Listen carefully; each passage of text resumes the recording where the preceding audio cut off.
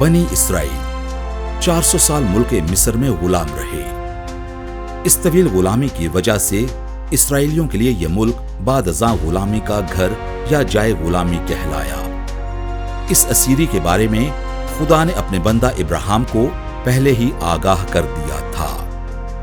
یہ بات ہے 1876 قبل از مسیح کی، جب یوسف ابن یعقوب جو مصر کا گورنر تھا، اس نے اپنے گھرانے کے تمام 70 احباب کو مصر بلا لیا، کیونکہ ملک کنعان میں کال پڑ گیا تھا، اور بعد ازاں یہ 430 برس تک وہی مقیم اور غلام رہے۔ آزادی کے وقت ان کی تعداد 6 لاکھ مرد تھی، اور اس کے علاوہ عورتیں اور بچے بھی تھے۔ اب یہ وقت تھا جب بنی اسرائیل ظلم و جبر اور بربریت کی بدولت آہ بھرنے لگے تھے۔ آخرکار ان کی تکلیف پر خدا نے نگاہ کی، اور اس وعدے کے مطابق جو اس نے اپنے بندہ ابراہیم سے کیا تھا کہ میں تجھے ایک بڑی قوم بناؤں گا، برکت دوں گا اور تیرا نام سرفراز کروں گا۔ خدا نے اسے یہ بھی برکت دی تھی کہ تیری نسل آسمان کے تاروں اور سمندر کے کناروں کی ریت کی مانند ہوگی۔ اس برکت کے پیش نظر خدا نے اپنے لوگوں کی آزادی کا فیصلہ کیا، اور پھر 1446 قبل از مسیح میں مرد خدا موسیٰ کی مدد سے خدا نے مصری تاریخ میں ایسی ہلچل برپا کی، ایسے معجزات اور کرامات دکھائیں جن سے فرعون اور مصر کی بنیادیں ہل گئیں۔ 10 مختلف بھیانک اور خطرناک آفات کا مصریوں کو سامنا کرنا پڑا، اور بالآخر وہ پہلوٹوں سے بھی محروم ہو گئے۔ پھر ہوا ایک عظیم تہوار یعنی فسح کا آغاز، عید فسح، the feast of the Passover, جسے عبرانی میں پساح کہا جاتا ہے۔ یہ بعد ازاں بے خمیری روٹی کی عید یا عید فطیر بھی کہلائی۔ اہل یہود اور اہل مسیحیت میں یہ ایک بہت مشہور اور علم الہی کے اعتبار سے انتہائی خاص تہوار ہے۔ اہل یہود کی تمام عیدوں میں یہ عید پہلا تہوار تھی، اور اس کو مذہبی لحاظ سے تاریخی اور مرکزی حیثیت حاصل تھی۔ عید فسح ہمیں 2 اہم واقعات کی یاد دلاتی ہے، جن میں اول اسرائیلی قوم کے تاریخی خروج کے واقعے کی یادگاری کہ کس طرح سے خدائے ذوالجلال نے اپنے زور بازو سے قوم اسرائیل کو مصر سے رہائی بخشی، اور دوم یہ کہ مولود مقدس مختار دو عالم یسوع مسیح نے اپنے شاگردوں کے ساتھ فسح کا آخری کھانا کھایا۔ آئیے کتاب مقدس کی روشنی میں عید فسح کے تاریخی پس منظر، آغاز اور مکمل حقائق کو دیکھیں اور خدا کی قدرت کے معترف ہوں۔ عید فسح کا جو آغاز ہوتا ہے وہ بنی اسرائیل کا جو ملک مصر سے نکلنا ہے، خروج 12 باب میں خاص طور پہ ہمیں ملتا ہے کہ جب خداوند سب کچھ کر چکا بنی اسرائیل کے لیے، تو پھر فائنلی اس نے بنی اسرائیل کو کہا کہ وہ اپنے جو دروازے ہیں، چوکھٹیں ہیں، ان پہ برے کا خون لگائے، کیونکہ خداوند کا فرشتہ گزرے گا اور جن دروازوں پر وہ برے کا خون دیکھے گا ان کو وہ چھوڑتا جائے گا۔ لہٰذا جو فسح ہے اس کا معنی ہی یہ ہے چھوڑ دینا، درگزر کر دینا یا اوور لک کر دینا۔ جب ہم عید فسح کی بات کرتے ہیں تو سب سے پہلے میں لفظ فسح پر غور کرنا ہے۔ اس کا مطلب ہے پھلانگنا کسی چیز کو یا چھوڑتے ہوئے گزر جانا۔ اب اس کے ایلیمنٹس کیا تھے؟ پہلی بات تو یہ کہ جو بنی اسرائیل تھی انہیں اپنے دروازوں پہ خون لگانا تھا، اور دوسرا اس کا ایلیمنٹ یہ تھا کہ انہیں اپنے گھروں میں کھانا جو ہے وہ اجلت میں کھانا تھا۔ اور اجلت میں کھانے کا کیا مفہوم تھا کہ انہیں تیار ہو کے کھانا تھا، بالکل ریڈی رہنا تھا کہ وہ بھی نکلنے والے ہیں۔ اور اس میں جو خاص بات تھی وہ تھی بے خمیر روٹی، وہ اجلت کی روٹی ہوتی تھی کیونکہ خمیر اٹھانے کے لیے وقت لگتا تھا۔ اور جو پھر اس کا اور ایک خاص ایلیمنٹ تھا وہ یہ تھا کہ وہ ایک سرٹن وقت پہ نکلیں گے، اور جب بنی اسرائیل نکل آئے تو پھر ان کے لیے یہ ایک عید مقرر ہوئی کہ انہوں نے سال بہ سال اس عید کو منانا ہے۔ اس کی امپورٹنس کیا تھی؟ انہیں نسل در نسل یہ یاد رکھنا تھا کہ خداوند نے ان کے لیے کیسے بڑے بڑے کام کیے۔ جب وہ اس عید کو مناتے تھے ان سارے ایلیمنٹس کے ساتھ، تیار ہو کے، بے خمیری روٹی کھا کے، اور پرپس کیا تھا کہ جب تیری اولاد تجھ سے پوچھے، جب بچے تجھ سے پوچھیں کہ یہ آپ ایسے کیوں کر رہے ہیں یا ہم بے خمیری روٹی کیوں کھا رہے ہیں، تو تب تو انہیں بتانا کہ خداوند ہمیں کیسے نکال لایا۔ سو یہ خداوند کے ایک بڑے کام کی یادگاری تھی۔ فسح کے لیے جس برے کا انتخاب کرنا ہوتا تھا وہ بھیڑوں یا بکریوں میں سے ہوتا تھا۔ اس برے کے تعلق سے اس کی خصوصیات کے بارے میں خدا قدوس نے اپنے بندہ مقدس موسیٰ کو واضح تعلیم دی تھی، اور حکم خداوندی کی تکمیل ہر صورت ضروری تھی۔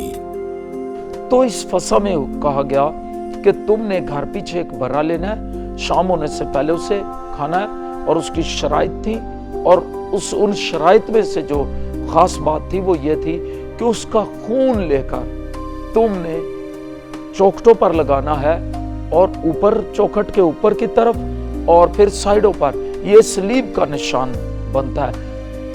تو کفارہ دیا جائے گا عوضی کے طور پر، خدا کا برا جو ہے وہ قربان ہوگا، یہ اس بات کا عکس تھا۔ اس لیے جب ہم فسح اور منصوبہ نجات کی بات کرتے ہیں تو یہ بہت ضروری ہے کہ ہم سمجھیں کہ یہ کفارہ جو دیا گیا یہ منصوبہ نجات تھا۔ نمبر ایک کہ یہ عوضی ہونے کی بات تھی، بغیر خون بہائے معافی نہیں ہے، خون بہایا جائے گا اور اس کے وسیلے معافی ہے۔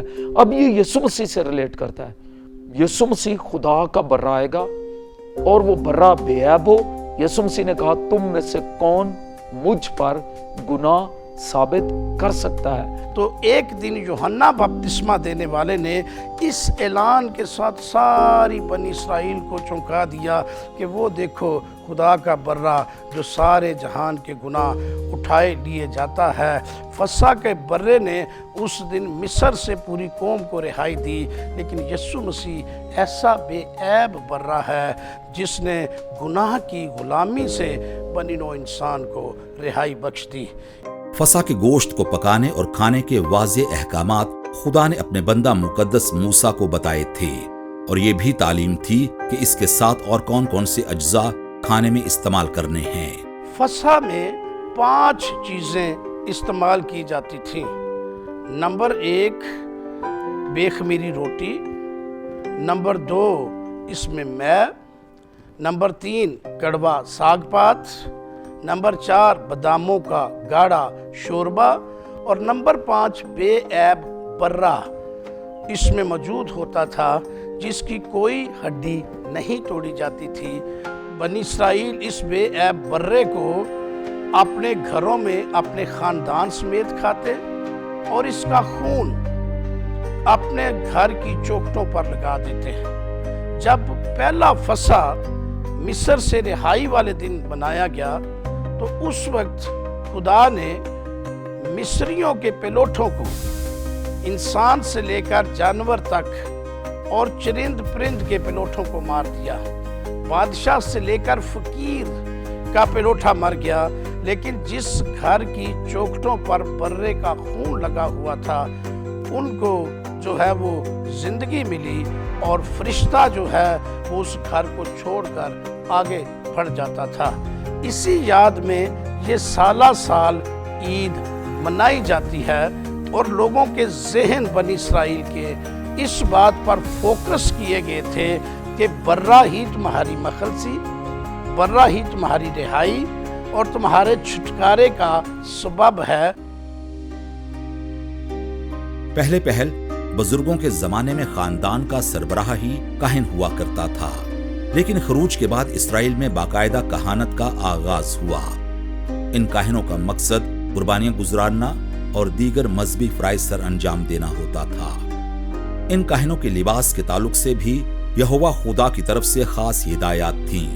جب ہم عہد عتیق کا مطالعہ کرتے ہیں تو وہاں پر کاہن کو اسپیسیفک کچھ لباس اور دیگر بہت ساری چیزوں کے ساتھ منسلک کیا گیا تھا جو اپنی نوعیت میں اپنے روحانی معنی رکھتی ہیں، لیکن کاہن کو خاص قربانیاں گزرانے کے فریضے کو سر انجام دینا ہوتا تھا۔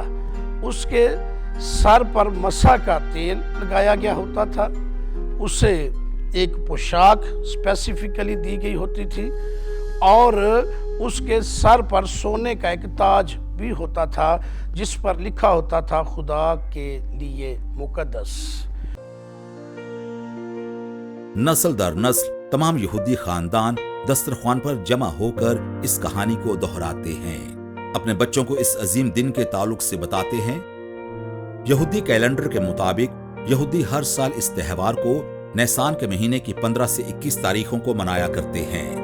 یاد رکھنا چاہیے کہ یہودی اسے غلامی سے آزادی کی یاد میں مناتے تھے، جبکہ مسیحی اسے خداوند یسوع مسیح کے حکم کے مطابق اس کے خون بہائے جانے اور بدن کے توڑے جانے کی یاد میں مناتے ہیں۔ عہد جدید ہمیں بتاتا ہے کہ خداوند یسوع مسیح نے اپنے شاگردوں کے ساتھ آخری فسح کھائی، اور یہیں سے بعد ازاں مسیحوں کے لیے عید فسح کا مفہوم تبدیل ہو گیا۔ کیا آپ جانتے ہیں کہ ابن خدا نے اپنے شاگردوں کے ساتھ یہ فسح کیوں کھائی؟ خداوند یسوع نے آخری فسح کھانے کی آرزو اپنے شاگردوں کے ساتھ کی، کیونکہ وہ اپنے شاگردوں کے ساتھ ایک واضح رفاقت رکھنا چاہتا تھا۔ اس رفاقت میں وہ اپنے شاگردوں کو یہ سمجھانا چاہتا تھا کہ اس کے خون میں جو نیا عہد ہے اس کی در حقیقت اہمیت کیا ہے، اور اسی طرح وہ ان کو یہ بتانا چاہتا تھا کہ کفارے کا یہ کام جو شروع ہوا تھا، جس کو وہ بہتر طریقے سے سمجھ کیسے سکتے ہیں۔ وہ صرف اس کو ایسے شخص کے طور پر جانتے تھے جو بڑا اختیار والا ہے اور جو سپر نیچرل کام کرنے کی قدرت اور قوت رکھتا ہے۔ لیکن جب ہم آخری فسح تک پہنچتے ہیں تو خداوند بالکل اپنے کفارے کے تمام پروگرام کے کلائمیکس تک ان لوگوں کو لے کر آ رہا ہے، اور وہ ان شاگردوں کو یہ بتانا چاہ رہا ہے کہ اب جب کہ آخری فسح ہم کھانے کو ہیں تو وہ ان کو یہ سمجھا رہا ہے کہ اس خون کا کیا مقصد ہے، اور یہ گوشت جو اس کا توڑا جانے والا ہے اس کا کیا مقصد ہے۔ جب فسح تیار ہو گئی اور وہ فسح کھانے کے لیے ان کے ساتھ بیٹھے ہیں تو یسوع مسیح نے روٹی لی، اس کو توڑا اور اپنے شاگردوں کو دیا اور کہا کہ یہ لو کھاؤ، یہ میرا بدن ہے جو تمہارے واسطے توڑا جاتا ہے۔ اور لکھا ہے کہ یسوع نے یہ کہا کہ میری یادگاری کے لیے ایسا ہی کیا کرو۔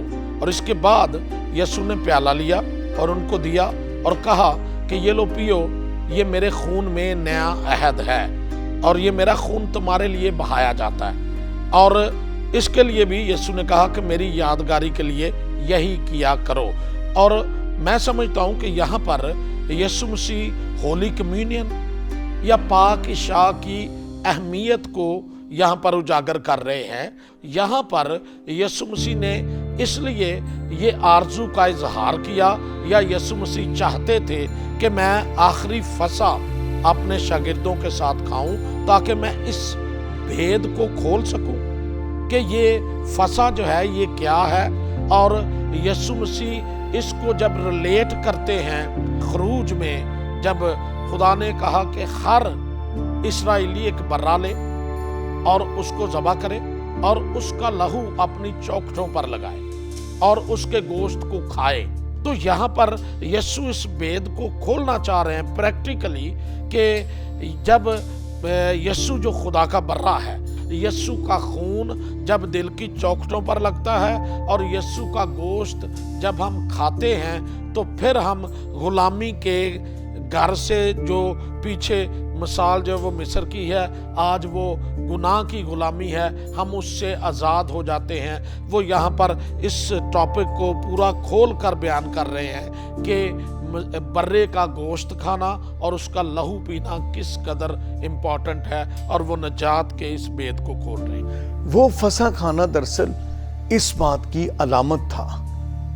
پہلی جو ہم عشاء ربانی کو دیکھتے ہیں وہ مسیح نے خود دی، اور وہ دے کر دراصل مسیح نے آج کی کلیسیا اور اس وقت کی جو بننے والی کلیسیا تھی ان کو ایک پیٹرن دیا کہ تم میرے خون اور گوشت میں شامل ہو کر میری یادگاری کے واسطے یہی کیا کرو، کیونکہ یہ جو فسح مسیح نے ادا کی یہ اس بات کی علامت تھا کہ آنے والے وقت میں کلیسیا یادگاری کے طور پر اس کو کیا کرے گی جو آج تک جاری اور ساری ہے، اور جب تک یسوع آنے ہی جاتا کلیسیا اس کو ادا کرے گی۔ اس خاص نشست میں مسیح نے خدمت کا ایک عظیم درس دیا۔ منجی عالم مختار دو عالم نے اپنے شاگردوں کے پاؤں دھوئے۔ یہ کیسا عجیب واقعہ ہے۔ اس نے خادمانہ رویے اور خدمت کی عظیم مثال قائم کی۔ जैसा उसका फरमान भी है कि मैं तुम्हारे दरमियान खिदमत करने वाले की मानित हूँ। जब हम मसीह यस्सु की ज़िंदगी पर गौर करते हैं तो यस्सु मसीह एक खादम के तौर पर इस दुनिया में आए। यसाया 42वें बाब में खादम की ज़िंदगी के बारे में लिखा है और यस्सु मसीह के बारे में पेशेनगोई की गई है। और यहाँ पे जहाँ पे यस्सु मसीह अपने शागिर्दों के पाँव धोते हैं, यहाँ पर खिदमत की इंतहा है, क्योंकि ये काम जो है ये कोई भी करने के लिए तैयार नहीं है। सो यस्सु मसीह ने यहाँ तक कि जो खालिक है उसने मखलूक के पाँव धोए, और जबकि शागिर्दों के अंदर ख्वाहिश थी कि वो बड़ा बनना चाहते थे, उनमें से किसी ने भी अपने आप को इस खिदमत के लिए तैयार नहीं किया। और ये ज़रूरी है कि हम इस प्रैक्टिस को करें, सिर्फ महज पाँव धोकर और दिल में अगर बुग़्ज़ है और दिल से हम किसी की खिदमत नहीं करते तो इसका कोई फ़ायदा नहीं है। लेकिन यस्सु मसीह के पैरोकार होते हुए यस्सु मसीह जब खादम है तो हमें भी ज़रूरत है कि हम एक खादम के तौर पर अपनी ज़िंदगियाँ गुजारें। पाँव धोने के 3 मकासद थे जो हमें समझने की ज़रूरत है। पहली बात, उसने अपने शागिर्दों के पाँव धोकर उनको ये पैगाम दिया, मैं तुमसे बहुत ज़्यादा मोहब्बत करता हूँ। दूसरा जो पैगाम था, उन्हें हकीकी पाकीज़गी का फ़लसफ़ा समझाया कि किस तरह सलीबी मौत के वसीले किस तरह वो उनकी ज़िंदगियों को अपने पाक खून से धोने वाला है। तो मसीह ने हकीकी पाकीज़गी का मुकाशफा उसे समझाया। तीसरी बात, पाँव धोने से खुदावंद यीशु मसीह ने हमें हलीमी का दर्स दिया ताकि हम दूसरों को अपने से बेहतर जानें, और उसने कलीसिया को एक तरीका बताया कि किस तरह हमने कलीसिया ज़िंदगी में दूसरों को अपने से बेहतर जानना है।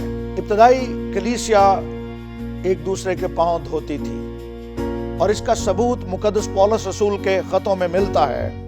जब उसने अपने शागिर्द ख़ास तीमुथियुस को ख़त लिखा तो वहाँ पर वो जिक्र करता है उन औरतों का जिन्होंने मुकद्दसों के पाँव धोए। तो इसका मतलब है, ये बाइबली सबूत है कि इब्तदाई रसूली कलीसिया एक दूसरे के पाँव धोते थे और इस बात का इजहार करते थे कि ऐ मेरे भाई तू मुझसे बेहतर है। और आज भी मैं समझता हूँ कि हकीकी तौर पर दिल से हमें अपने दूसरे भाइयों को अपने से बेहतर जानते हुए अलामती तौर पर इस बात का ऐलान करना चाहिए कि हम दिल से उनको कबूल करते हैं और हम अपने आप को हलीम करते हैं। मुअज़्ज़ज़ नाज़रीन, यीशु मसीह नासरी ने पाँव धोकर यह साबित किया कि वो अपने ईमानदारों से दिली मोहब्बत करता है। उसने साबित किया कि उसकी मोहब्बत मुस्तकिल और इनकिसारी से भरी है। यहाँ एक और बात भी काबिल गौर है कि जिस दिन यीशु मसीह ने अपने शागिर्दों के साथ फसह का खाना खाया, उसके ताल्लुक से दर्ज है कि यह तैयारी का दिन था। लेकिन याद रखें, खरूज के बाद हुक्म खुदावंद के मुताबिक ईद फसह 7 रोज तक जारी रहती थी। ये बात बड़े पैमाने पर कबूल की जाती है कि मसीह के मसलूब होने और जी उठने के हफ्ते के दौरान दर हकीकत 2 सबत थे जिनको शबात कहा जाता है। और अगर आप रेफरेंसेस इसके देखें तो अखबार की किताब उसके 23वें बाब की 6ठी आयत से लेकर 8वीं आयत, और इसी तरह यूहन्ना की अंजील उसका 19वां बाब उसकी 31वीं आयत के अंदर जो है हमें ये वाक़यात मिलते हैं, जिससे ये साबित हो सकता है कि इस वीक के अंदर जब यीशु मसीह की मसलूबियत का वाक़या हो रहा है, इसमें 2 सबत मौजूद थे, और ये या जिसको यहूदी जो है वो शबात कहा करते थे। अखबार और यूहन्ना की इबारतें इस बात का सबूत देती हैं कि पुराने अहदनामे में और फिर यीशु के ज़माने में और इसके बाद भी ख़ास औकात में खुदा की तरफ से एक ख़ास आला सबत का हुक्म जो है वो दिया गया है। ये खुसूसी सबत हफ्तावार सबत के अलावा है, उससे अलग है, और इसे आला मुकद्दस दिन भी कहा गया है। और ये इस बेखमीरी रोटी की जो ईद का है वो 7 रोज़ा जश्न का पहला दिन जो है 15 निसान से शुरू होता। और याद रहे कि चूंकि अबीब के महीने में जब जिसे बाद में निसान कहा गया, इस महीने के अंदर जो है खुदा ने बनी इसराइल कौम को मिस्र से निकाला, اور وہ وہاں سے نکال کر لایا، اور پہلی عید فصح جو ہے وہ اسی مہینے منائی گئی۔ اس لیے یہ یہودی کیلنڈر کا پہلا مہینہ جو ہے وہ قرار دیا جاتا ہے۔ اور ہمارے کیلنڈر کے مطابق اگر آپ اس کو دیکھیں، جو گریگورین کیلنڈر ہے، 14 اپریل یہ ڈیٹ بنتی ہے۔ اس کا نام اس لیے رکھا گیا کیونکہ یہ وہ دن تھا جس دن پر تمام ضروری کام جو ہے ان کو نپٹایا جاتا، ختم کیا جاتا، مکمل کیا جاتا، تاکہ اگلے دن سبت کے دن جو ہے وہ خداوند کے لیے آرام کا دن ہو سکے۔ عہد عتیق میں تعلیم موجود تھی کہ خون نہ پیا جائے اور انسان کا گوشت بھی حرام ہے، لیکن مسیح خداوند استعاراتی اور تشبیہی اعتبار سے اپنے بدن کو روٹی اور خون کو میں یا شیرہ قرار دیتے رہے۔ زندگی کی روٹی میں ہوں، اور پھر یسوع مسیح نے کہا جو اس روٹی میں سے کھاتا ہے وہ ابد تک جیتا رہے گا۔ جب ہم اس تعلیم کو دیکھتے ہیں جو یسوع مسیح نے قبل اس سے کہ یسوع مسیح آخری فصح کھاتا، قبل اس سے کہ یسوع مسیح اس فصح کی یاد کو تازہ کرتا، یسوع مسیح یہ تعلیم دے چکا تھا۔ اس لیے یسوع مسیح جانتا تھا کہ وہ ایک آسمانی روٹی ہے، اور آسمانی روٹی ہی انسان کو وہ زندگی جو مسیح دینا چاہتا تھا، یعنی ابدی زندگی، وہ آسمانی روٹی ہی دے سکتی ہے۔ یوحنا کی انجیل اس کا 6 باب اور اس کی 53 سے 58 آیت کو اگر ہم پڑھیں تو وہاں پر یسوع نے بڑی کلیئرلی اس بات کو بیان کیا، اور یہاں تک یسوع نے یہ کہہ دیا کہ اگر کوئی میرا گوشت کھاتا ہے اور میرا لہو پیتا ہے تو اس میں زندگی ہے، جو میرا گوشت نہیں کھاتا اور میرا لہو نہیں پیتا اس میں زندگی نہیں ہے۔ اور یسوع نے کہا کہ جو میرا گوشت کھاتا اور میرا لہو پیتا ہے اسی کو میں آخری دن زندہ کروں گا۔ انجیل میں ہم دیکھتے ہیں، خاص کر یوحنا کی انجیل میں، کہ خداوند یسوع مسیح نے بارہا اس بات کا اعلان کیا، تعلیم دی کہ میں آسمان سے اتری ہوئی روٹی ہوں، میں زندگی کی روٹی ہوں، اور میرا بدن ہی فی الحقیقت کھانے کی چیز ہے، اور میرا خون ہی فی الحقیقت پینے کی چیز ہے۔ پرانے عہد نامے میں خون پینا منع تھا، مگر خداوند یسوع مسیح ناصری کہتے ہیں میرا خون فی الحقیقت پینے کی چیز ہے۔ تو خداوند یسوع مسیح ناصری جب آخری فصح میں اپنے شاگردوں کے ساتھ بیٹھے ہوئے تھے تو خداوند یسوع مسیح نے جب روٹی توڑی ہے، حالانکہ یسوع مسیح کا بدن ابھی تک نہیں توڑا گیا، یسوع مسیح ناصری ابھی تک نہیں مصلوب ہوئے، مگر جیسے یسوع مسیح نے روٹی توڑی اور اپنے شاگردوں کو دی ہے تو ان کو کہا لو میرا بدن جو تمہارے واسطے ہے۔ تو اس بات کا اعلان تھا کہ یسوع مسیح کا بدن توڑا جائے گا اور یسوع مسیح کفارہ دیں گے، اور یہ اس بات کی طرف اشارہ تھا کہ میرا بدن بنی نوع انسان کی نجات کے لیے، بنی نوع انسان کی خلاصی اور رہائی کے لیے، گناہوں کے کفارے کے لیے دے دیا جائے گا، اور میں کفارے کے طور پہ اپنا بدن پیش کر دوں گا۔ اور کلام مقدس میں لکھا ہوا ہے وہ آپ ہمارے گناہوں کو اپنے بدن پر لیے ہوئے صلیب پر چڑھ گیا تاکہ ہم گناہوں کے اعتبار سے مر کر راست بازی کے اعتبار سے جئیں۔ اور اس کے ساتھ ہی خداوند یسوع مسیح ناصری نے جب ان کو شیرہ دیا ہے تو خداوند یسوع مسیح نے کہا یہ میرا خون ہے جو نئے عہد کا خون ہے جو تمہارے واسطے بہایا جاتا ہے۔ اب خداوند یسوع مسیح ناصری نے شیرے کو اپنے اس خون کو جو انہوں نے صلیب پر بہانا تھا اس کے ساتھ ریلیٹ کر دیا ہے، اور یہ سارے میٹافر ہیں، یہ لٹرل نہیں ہے کہ ہم سمجھے کہ جو روٹی ہم کھا رہے ہوتے ہیں وہ حقیقی معنوں میں یسوع مسیح کا بدن ہے، یا جو ہم شیرہ پی رہے ہوتے ہیں وہ حقیقی معنوں میں یسوع مسیح کا لہو ہے۔ نہیں، ایسی بات نہیں ہے، یہ علامتی ہے، یہ میٹافر ہے، یہ فیگوریٹو ہے، جس سے ہم ایمان میں شامل ہوتے ہیں کہ 2000 سال پہلے خداوند یسوع مسیح کا بدن ہمارے لیے توڑا گیا اور لہو ہمارے لیے بہایا گیا۔ کیونکہ پرانے عہد نامے میں خدا کی حضوری میں انٹر ہونے کے لیے کاہن اور برے کی قربانی ضروری ہوتی تھی، اور کاہن اور برے کی قربانی کے وسیلے سے لوگ خدا تک رسائی حاصل کرتے تھے۔ یہاں پر خداوند یسوع مسیح ناصری نے اب اپنا بدن پیش کر دیا، وہ کاہن بھی ہیں اور وہ اپنا بدن بھی پیش کر رہے ہیں اور اپنا لہو بھی دے رہے ہیں، اور اب خداوند یسوع مسیح ناصری جو کہ ہمارے سردار کاہن ہے، اور ان کے بہائے ہوئے لہو کے وسیلے سے ہم ہر وقت ہر جگہ زندہ خدا کی حضوری تک رسائی حاصل کر سکتے ہیں۔ خداوند یسوع مسیح ناصری جو کہ خدا کا حقیقی برہ ہے، ان ساری قربانیوں کی اور ان سارے شیڈوز کی تکمیل ہے، اور اب اس کے بعد اب کسی قربانی کی ضرورت نہیں ہے، کیونکہ خدا کا برہ قربان ہو چکا ہے۔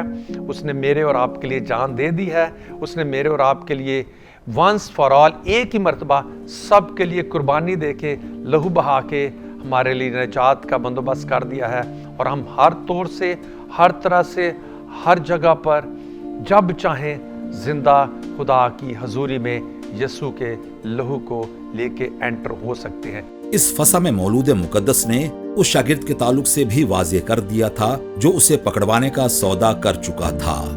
اس وقت یوحنا نے پترس کے کہنے پر استاد سے پوچھا کہ وہ کون ہے؟ یسوع نے فرمایا، جسے میں نوالا ڈبو کر دوں گا وہی ہے، اور اس نے نوالا ڈبو کر اسکریوتی کے بیٹے یہودا اسکریوتی کو دیا، اور شیطان اس میں سما گیا۔ یہودا اسکریوتی کا ذکر چاروں اناجیل یعنی اناجیل اربع میں آتا ہے، اور یہ یسوع مسیح کے 12 شاگردوں میں سے ایک شاگرد تھا۔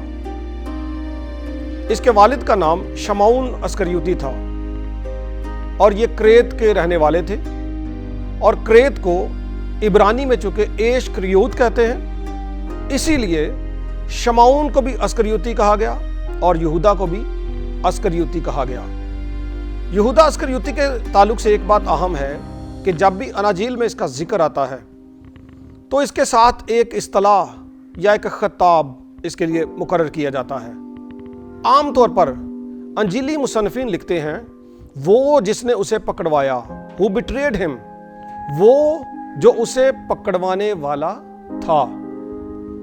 تو عمومی اعتبار سے یہ جو شخص تھا مسیح کے شاگردوں میں شامل تھا، اور حساب کتاب کی بدولت اس کو مسیح کے 12 شاگردوں میں خزانچی مقرر کیا گیا تھا۔ یہودا اسکریوتی کو a man of death یا a man of sin بھی کہا جاتا ہے۔ ایسا نہیں ہے کہ یہ یہودی لوگوں کے جو علماء تھے، فقیہ تھے، فریسی تھے، ان کے بہکاوے میں آ گیا۔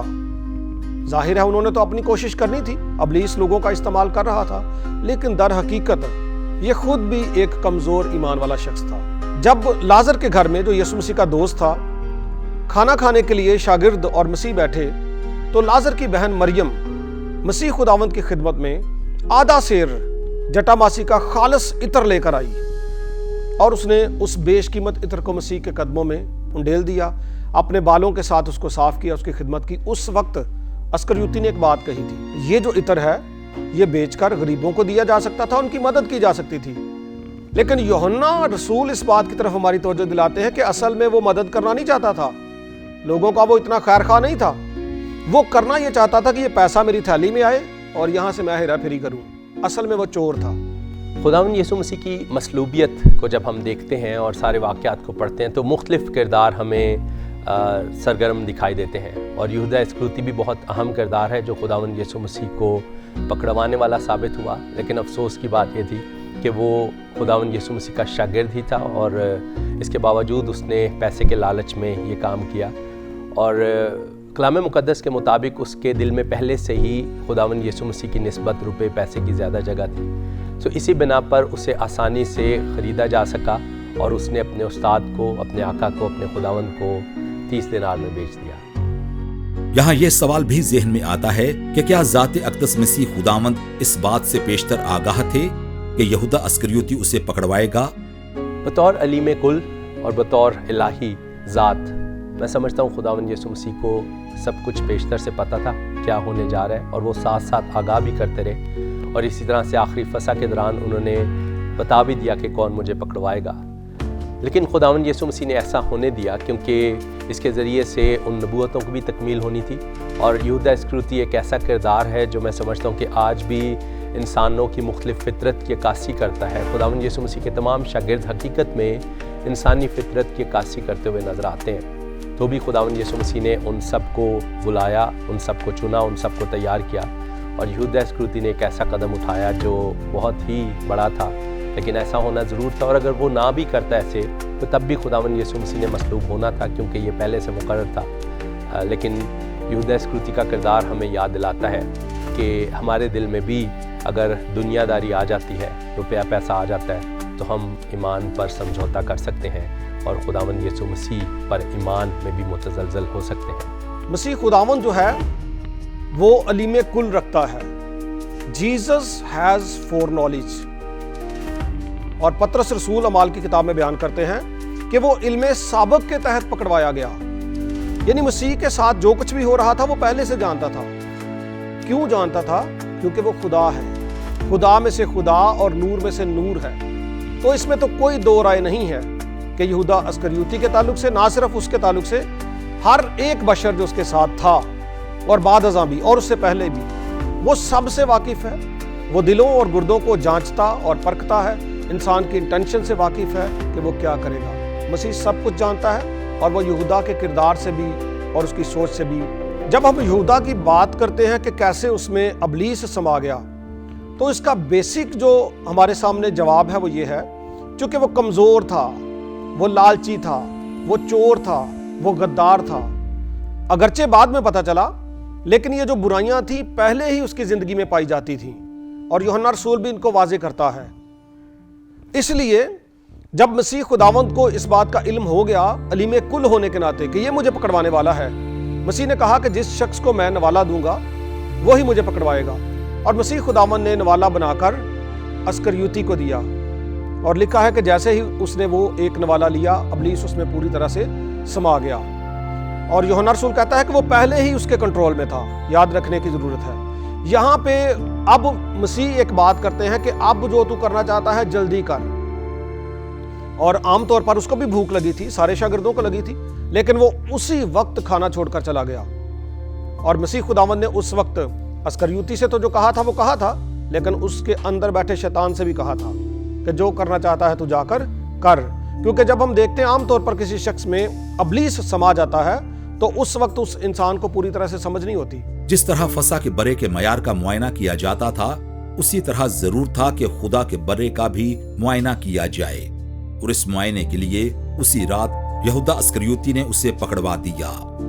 یہودا اسکریوتی نے چاندی کے چند سکوں کے عوض اپنے استاد کے ساتھ غداری کی۔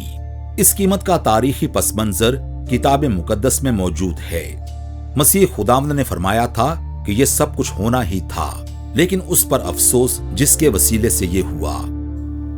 بعض لوگ سمجھتے ہیں کہ چونکہ شریعت میں ایک غلام کی جو قیمت ہوتی تھی، اگر اسے قتل کر دیا جاتا، وہ کسی طرح سے مارا جاتا، تو وہ 30 سکوں میں ہوتا تھا۔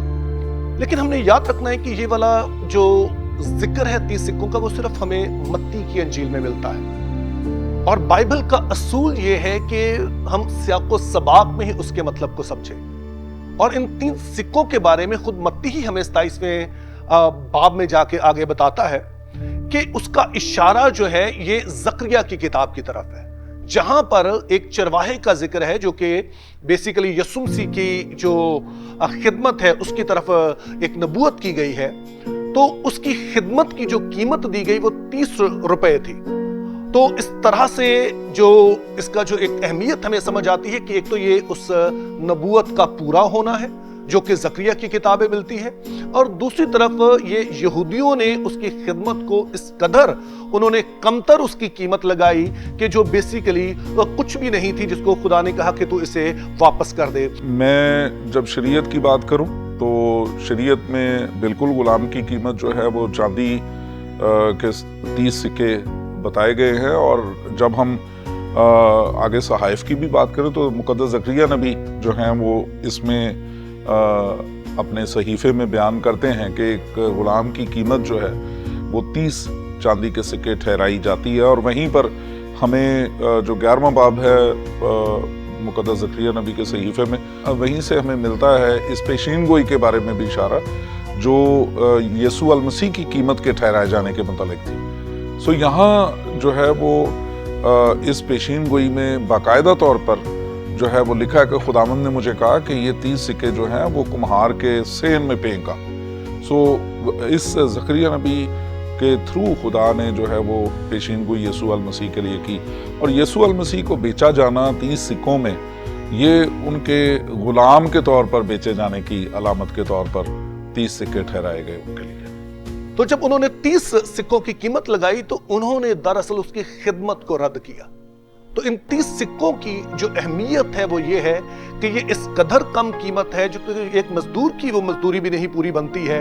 तो उन्होंने जो मसीह की खिदमत थी, सिर्फ उसकी खिदमत को रद्द नहीं किया, बल्कि उन्होंने मसीह को खुद, जिसका वो इंतजार कर रहे थे, उसी को उन्होंने रद्द कर दिया। तो यूं एक तरफ तो ये उस नबूवत का पूरा होना है, और दूसरी तरफ ये इस बात की तरफ इशारा है कि उन्होंने उस मसीह मौदा को, जिसका वो इंतजार कर रहे थे, उसी को उन्होंने रद्द कर दिया और उसको बहुत ही उन्होंने कम कीमत समझा। बाद अज़ां हस्बे आदत मसीह खुदावंद जैतून के पहाड़ पर दुआ करने के लिए गए और उसने अपने शागिर्दों से भी कहा कि दुआ करो। इस दुआ में मसीह ने बाप से दरख्वास्त की कि हो सके तो ये प्याला मुझसे टल जाए, तो भी मेरी मर्जी नहीं बल्कि तेरी ही मर्जी पूरी हो। इस दुआ के बारे में मौतरस सवाल उठते हैं कि मसीह सलीबी मौत नहीं चाहते थे और फरार हासिल करना चाहते थे, जबकि इससे मुराद ये कत्ल नहीं था। बाज़ लोग ये समझते हैं कि यीशु मसीह की ये जो स्टेटमेंट है कि अब आप अगर हो सके तो ये प्याला मुझसे टल जाए, लेकिन मेरी नहीं बल्कि तेरी मर्जी पूरी हो, शायद यीशु मसीह यहाँ पर डर गए, लेकिन कतई तौर पर ऐसा नहीं है। यीशु मसीह उस सारे सिनेरियो से वाकिफ थे जो उनके इर्द गिर्द हो रहा है, क्योंकि रोमन एम्पायर मसीह के खिलाफ थी, जूइश यहूदी जो हैं वो मसीह के खिलाफ थे। वो सारी जगह जहाँ पर यीशु मसीह मौजूद है वो यीशु के खिलाफ थे, और चूंकि यीशु मसीह जिस मकसद के लिए आया वो था उसका सलीब पर कुर्बान होना, यीशु मसीह को कहीं ना कहीं यह भी महसूस हो रहा था कि ऐसा ना हो कि मसलूबियत से पहले ही मुझे मरवा दिया जाए।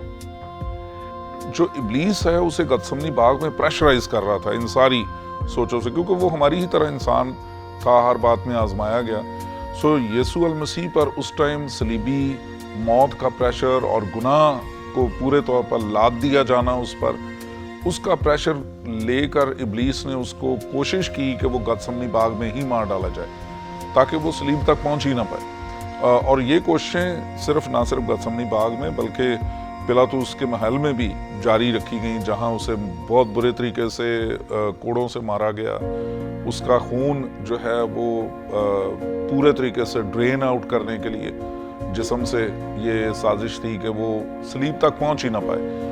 तो यीशु अल मसीह इस बात को चूंकि जानते थे कि ये कोशिश इब्लीस की तरफ से ये हो रही है, तो वो इसीलिए पुकार उठे कि अब आप अगर हो सके तो ये प्याला मुझसे टाल दे। बहुत से लोग जो हैं वो इसकी गलत तशरीह करते हुए वो सोचते हैं कि शायद सलीब के प्याले की बात, दुखों के प्याले की बात यीशु मसीह कह रहे थे कि ये टाल दे, लेकिन यीशु अल मसीह तो अपनी मर्जी ही से ये सारा कुछ लेकर इस जहान में आए थे। सो उन्होंने सलीब से इनकार नहीं किया, उन्होंने सिर्फ इस बात को दबाव के तहत, वो जानते थे कि इब्लीस जो है बुरे तरीके से पूरी अपनी फोर्स के साथ उनको मार डालने के लिए यहाँ मौजूद है।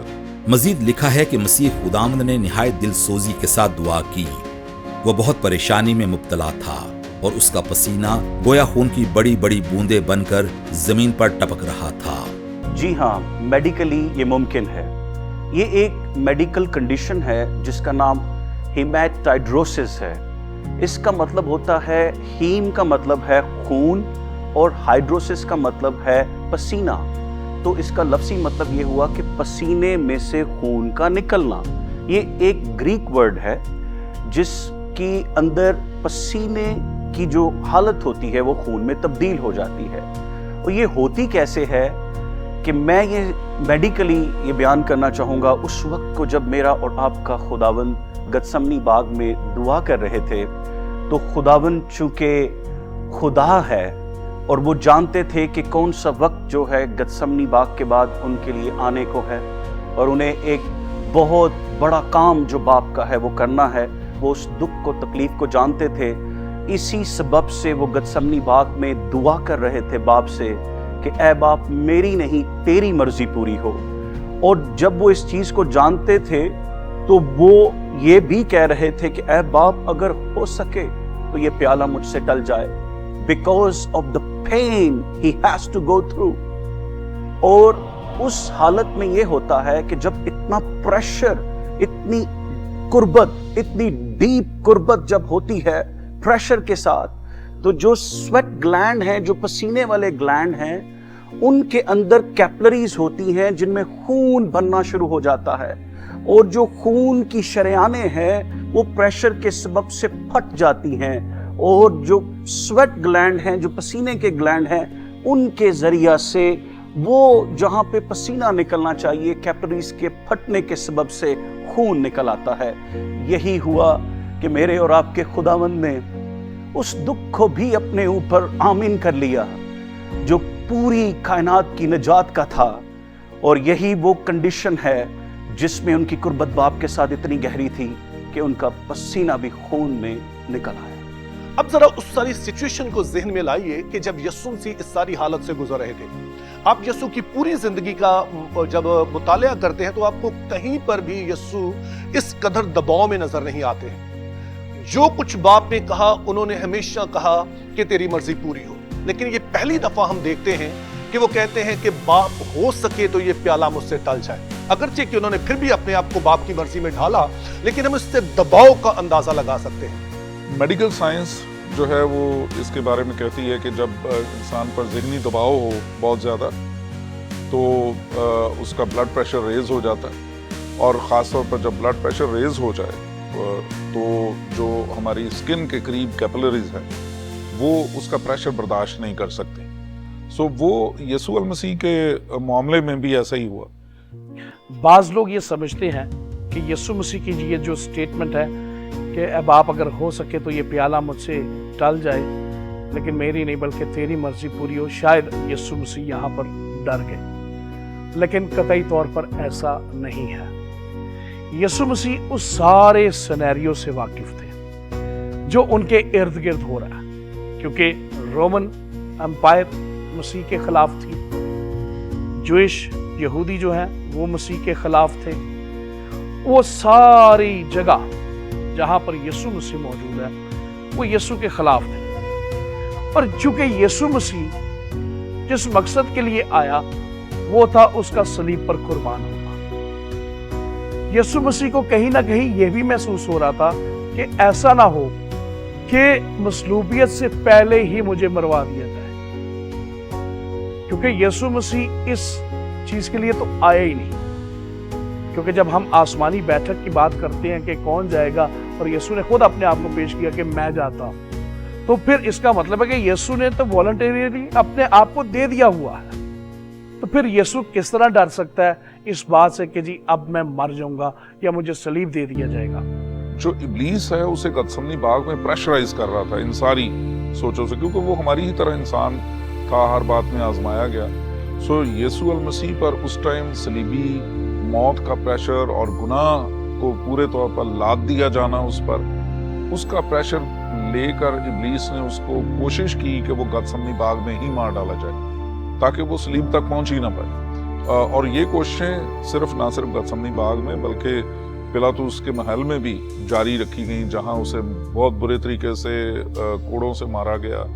اس کا خون جو ہے وہ پورے طریقے سے ڈرین آؤٹ کرنے کے لیے جسم سے یہ سازش تھی کہ وہ صلیب تک پہنچ ہی نہ پائے۔ تو یسوع المسیح اس بات کو چونکہ جانتے تھے کہ یہ کوشش ابلیس کی طرف سے یہ ہو رہی ہے، تو وہ اسی لیے پکار اٹھے کہ اب آپ اگر ہو سکے تو یہ پیالہ مجھ سے ٹال دے۔ بہت سے لوگ جو ہیں وہ اس کی غلط تشریح کرتے ہوئے وہ سوچتے ہیں کہ شاید صلیب کے پیالے کی بات، دکھوں کے پیالے کی بات یسوع مسیح کہہ رہے تھے کہ یہ ٹال دے، لیکن یسوع المسیح تو اپنی مرضی سے یہ سارا کچھ لے کر اس جہان میں آئے تھے۔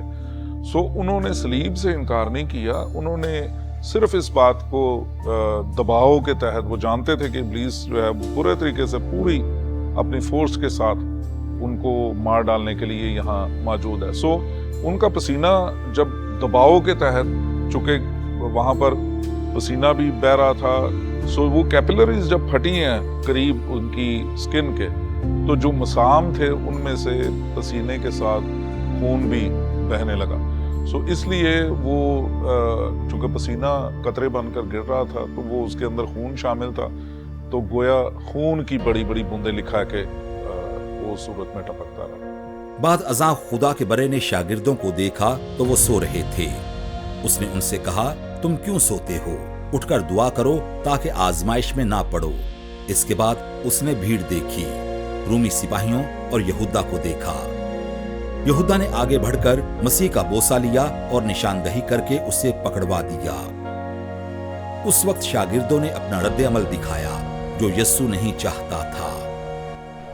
यस्सु मसीह जब बाग गतसमनी में था तो उसे सरदार काहिन और बुजुर्ग और सिपाही उसे पकड़ने के लिए आए, गिरफ्तार करने के लिए आए। और वो ऐसा वक्त था जब शागिर्द जो थे वो तैश में आ गए और उनमें से ख़ास तौर पे शमौन पतरस वो बहुत ज़्यादा गुस्से में आ गया और उसने अपनी तलवार म्यान में से निकाली और एक सिपाही या एक खादम की उसने कान काट दिया। और यीशु मसीह ने उसे कहा कि अपनी तलवार म्यान में रख ले, क्या तू नहीं चाहता कि जो बाप ने मुझे प्याला दिया मैं उसे पीऊँ?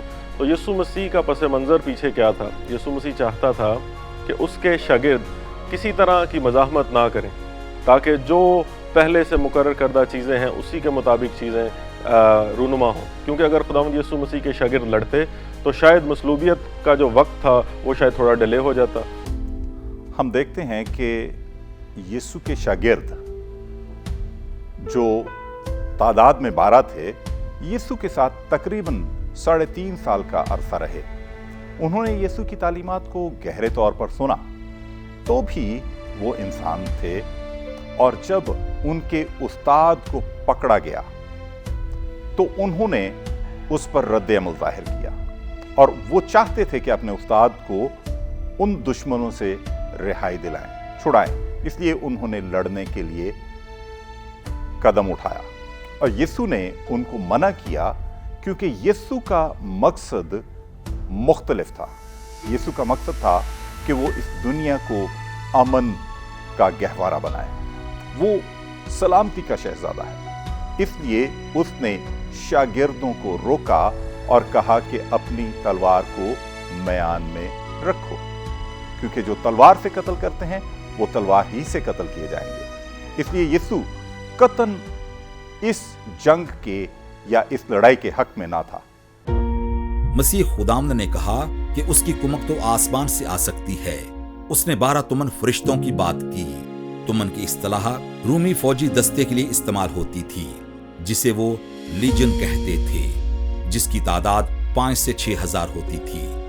इसके साथ ही हम देखते हैं कि यीशु ने इस बात का इजहार किया कि अगर जंग मकसूद हो तो मैं अपने बाप से कहूं तो वो 12 तुमन फरिश्ते हाजिर कर देगा। 12 तुमन से क्या मुराद है? 72,000 यीशु मसीह फरिश्तों को बुला सकता था और वो फौरी तौर पे उसके जो दुश्मन थे उनको नेस्तो नाबूद कर देता। और जब 12 तुमन का जिक्र आएगा तो फिर फरिश्तों की कितनी कसीर तादाद वहां जमा हो जाएगी।